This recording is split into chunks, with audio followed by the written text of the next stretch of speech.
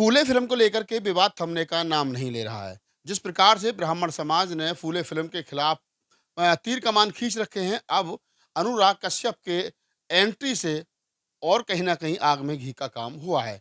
पूरे विवाद को इतिहास की दृष्टि से अगर देखा जाए कि आखिरकार क्या कारण है, राष्ट्रपिता ज्योतिबा फूले पर बनी फ़िल्म के एक ट्रेलर के लॉन्च होने के बाद में ब्राह्मण समाज इतना उग्र और इतना गुस्से में है कि आज दिल्ली के प्रेस क्लब में एक प्रेस कॉन्फ्रेंस करके वो अपनी गुस्से का इज़हार भी कर रहे हैं और भी देश भर में चाहे तो अनुराग कश्यप हो और चाहे फ़िल्म के डायरेक्टर हों, उनके खिलाफ कहीं न कहीं नारेबाज़ी, कहीं न कहीं एक प्रोटेस्ट जो है वो चल रहा है। मेरे साथ प्रोफ़ेसर रतन लाल हैं, उनसे जानने की कोशिश करेंगे कि आखिरकार इस पूरे विवाद को और फूले के जीवन को, जो आम जनमानस पर खास तौर से इस देश के जो एससी, एसटी, ओबीसी हैं, जिनकी लड़ाई फूले की थी शिक्षा की, व्यवस्था की, उसको किस प्रकार से वो देखते हैं।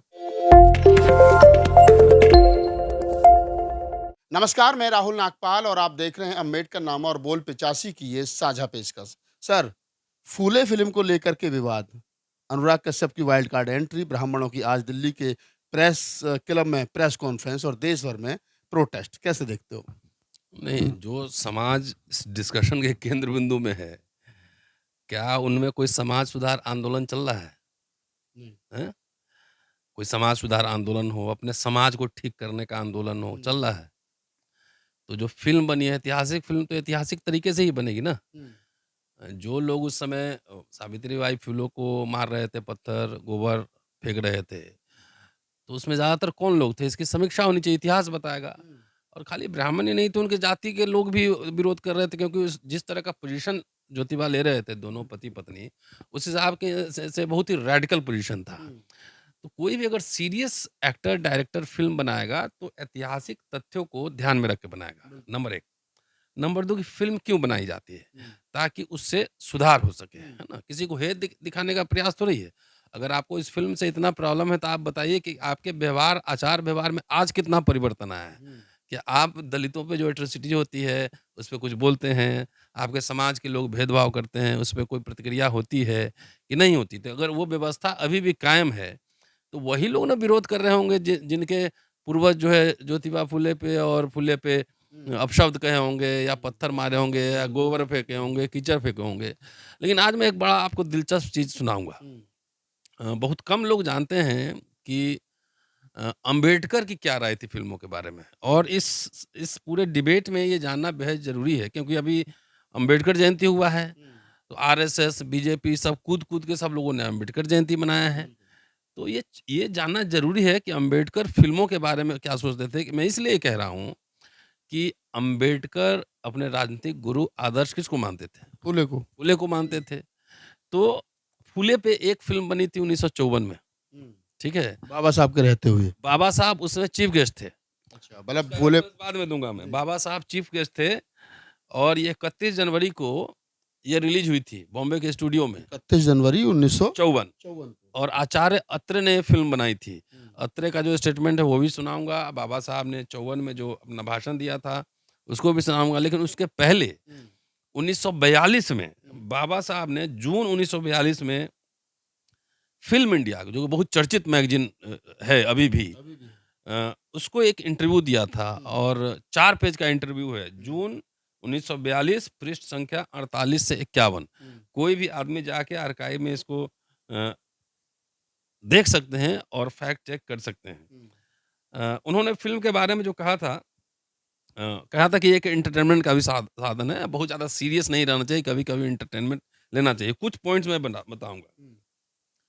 कह रहे हैं कि फ़िल्में हमारे आवाम को शिक्षित करने में प्रभावी भूमिका निभा सकती है। हुँ, अपने लोगों को, न सिर्फ़ बच्चों बल्कि वयस्कों को भी, न केवल शहरी बल्कि देहाती इलाकों में भी हुँ, शिक्षा दिए जाने की ज़रूरत है हुँ, कि मिसाल के तौर पे वो कैसे जिएँ, अपने शरीर का ख़्याल कैसे रखें, बीमारियों को खुद से दूर कैसे रखें।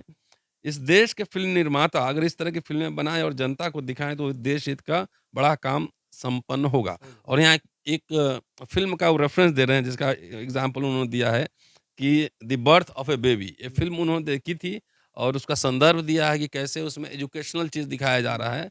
और बाबा साहब ज़्यादा फ़िल्म नहीं देखते थे, इसमें चर्चा है। हुँ, वो 10-12 फ़िल्म ही देखे होंगे, हुँ, ये बता रहे हैं। हुँ, चलिए दूसरे पहलू पे करते हैं। पत्रकार ने सवाल पूछा, विशेष स्पेशल कॉरेस्पोंडेंट इंटरव्यू ले रहा था कि अगर प्रगतिशील फ़िल्म बनाई जाए, तो वो छुआ-छूत से निजात पाने में उम्दा हथियार साबित होगी? क्वेश्चन पूछ रहे हैं। इसका जवाब बाबा साहब को देखिए। ज़रूर होंगी, लेकिन हमारे निर्माता तो अब तक पौराणिक मायाजाल की बेवकूफ़ियों और विसंगतियों में उलझे हुए हैं। नीरे इंसान को भगवान बनाने पर तुले हुए हैं। आपका प्रस्ताव वाक़ई उम्दा और स्वागत योग्य है। कीर्तनकारों और वाचकों द्वारा सदियों से भक्तिलीन और रसलीन होकर सुनाई जा रही एकनाथ और चोखा मेला के अबुझ दैवी चमत्कार की कहानियों को जब 20वीं सदी के तकनीकी का इस्तेमाल कर इतने भव्य पैमाने पर पेश किया जाएगा, तो उससे तो अंधविश्वास ही फैलेगा।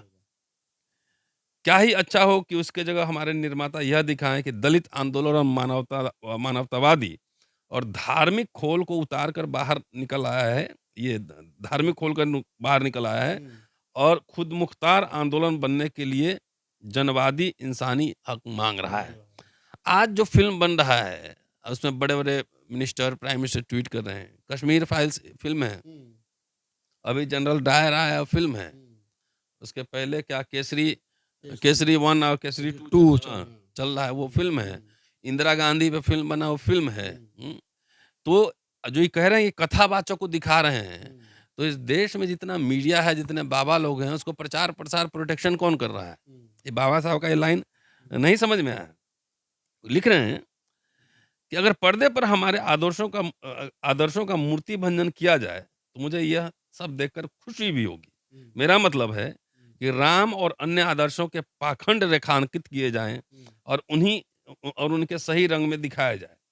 पुराण आदि की हमारी जितनी कहानियां हैं, उन्हें आधुनिक शोध के आलोक और सच्चे ऐतिहासिक संदर्भ में रखकर जांचने और संशोधित करने की जरूरत है।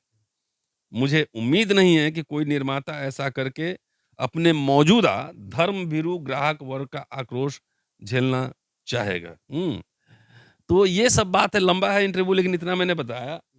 अब आइए 1954 में, जब अत्रे साहब, आचार्य अत्रे की फिल्म बनी थी, उसमें डॉक्टर अंबेडकर अध्यक्ष थे और वहाँ बहुत एक सोशल एक्टिविस्ट थे सतारा के कर्मवीर भाऊ पाटिल आचार्य, वो भी आए थे उस फिल्म में।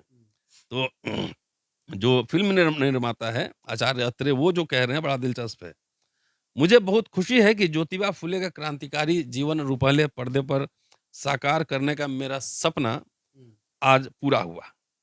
पुणे शहर के जिस हिस्से में करीब 100 साल पहले फुले ने काम किया, उसी हिस्से में मैंने कई वर्ष बिताए।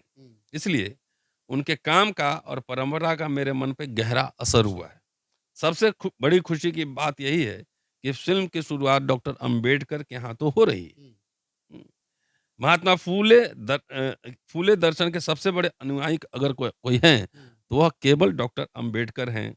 उनकी राजनीति के, उनके सामाजिक सुधार आंदोलन के, उनके धार्मिक सुधार आंदोलन के, सब में अंबेडकर की भूमिका पूरी तरह ज्योतिबा फुले की जैसी है। इसलिए क्रांतिबा फुले के बारे में उस युग में जो गलतफहमियां हुई, वही गलतफहमियां आज डॉक्टर अंबेडकर के काम को लेकर पैदा हो रही है। आगे कहते हैं कि अंग्रेजी में फुले का जीवन परिचय लिखने की डॉक्टर अंबेडकर की इच्छा है, मैं जानता हूँ, लेकिन साधनों के अभाव में यह काम पूरा नहीं हो रहा है। मेरा काम पूरा होने के बाद सारा मटेरियल, सारा सामान उनके हवाले कर दूंगा। फुले के जीवन के बारे में जन सामान्य के बीच अज्ञान फैला हुआ है, उसी अज्ञान को दूर करने के लिए फिल्म बन रही है ना, फैक्ट पे। इस फिल्म के सहारे फुले के जीवन के बारे में लोगों को पूरी जानकारी देने की मेरी कोशिश रहेगी। वही कोशिश आज ये फिल्म बना के हो रही है ना, अब ज्यादा इंटेंस रिसर्च हुआ होगा।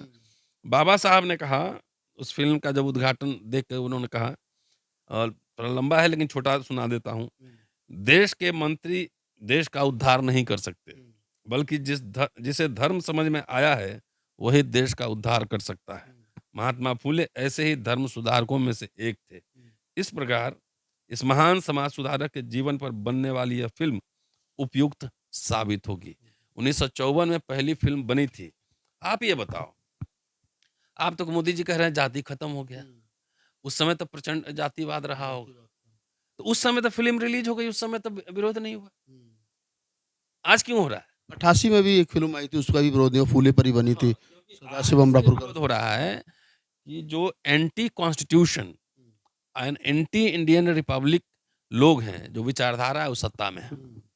तो किसी तरीके से सामाजिक अंतर्विरोध, किसी तरह का जो सोशल क्राइसिस है उसको नहीं दिखाना, उसको दबाना चाहती है।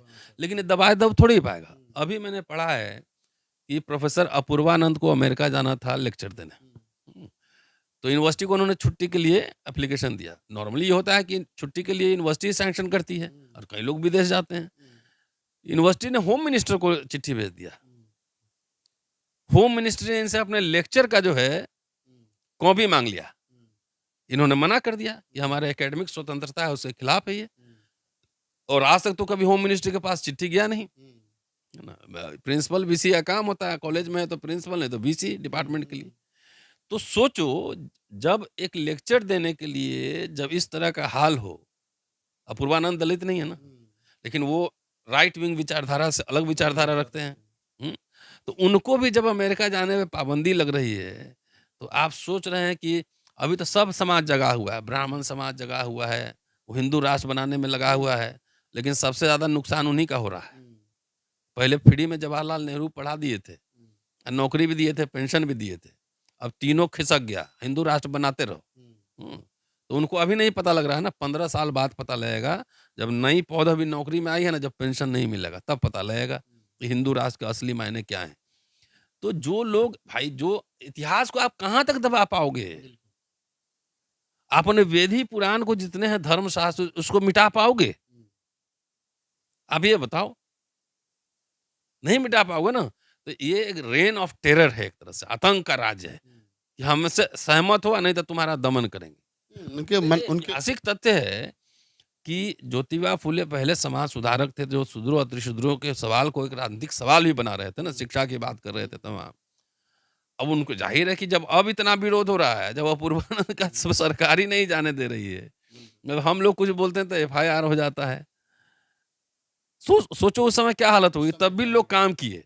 लेकिन आज चूंकि वही लोग सरकार में हैं, व्यवस्था में हैं, जिन्होंने संविधान का विरोध किया था और अंबेडकर और नेहरू के पुतले फूके थे, चूंकि वही लोग व्यवस्था में हैं, तो किसी भी तरीके से दमन करना देना चाहते हैं।